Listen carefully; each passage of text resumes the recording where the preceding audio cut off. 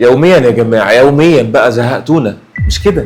يوميا بيجي لنا ناس العياده بيحكوا لنا نفس القصه دي بالظبط اللي انا هحكيها لكم دلوقتي. واحد كان عنده سوسه بسيطه في ضرسه، وجع بسيط مع الميه الساقعه والسخنه، ولما ياكل اي حاجه مسكره يحس بلسعه بسيطه كده، 10 ثواني 20 ثانيه واللسعه دي تختفي. وكل يوم يقول لنفسه ان شاء الله هروح للدكتور بكره، هروح للدكتور بعده، طب بس انا هخلص شغلي الاول، طب انا عندي مشوار ايه معرفش هخلصه وبعد كده هبقى اروح للدكتور. لحد ما الوقت عدى والتسوس كبر ووصل للعصب، عمل له الم شديد. يعمل ايه بقى صاحبك؟ قعد ياخد مسكنات كل يوم، اسبوع في التاني. ايه ده؟ الالم اختفى تماما بعد ما كان ما بينيمنيش وكل شويه الم، وكل ما المسكن بس مفعوله يخلص الالم يجي تاني. دلوقتي الالم اختفى تماما.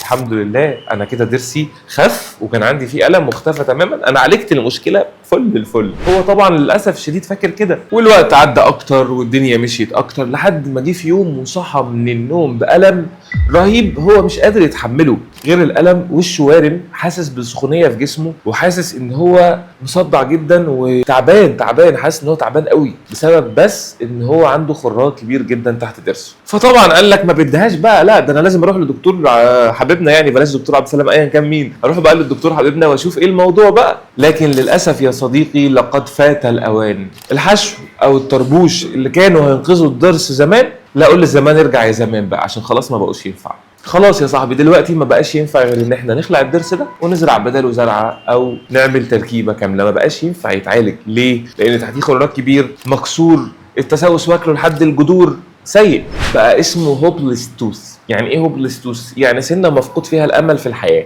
ما بقاش ينفع غير ان هي تتخلع. ولما هتتخلع هنعوضها بجسر او بزرعه او هنسيبها فاضيه، والدروس بقى اللي قبلها واللي بعدها تميل والدنيا تبوظ مننا خالص. والقصه دي يا صديقي مش استثناء، دي بتحصل عندنا في العياده كل يوم.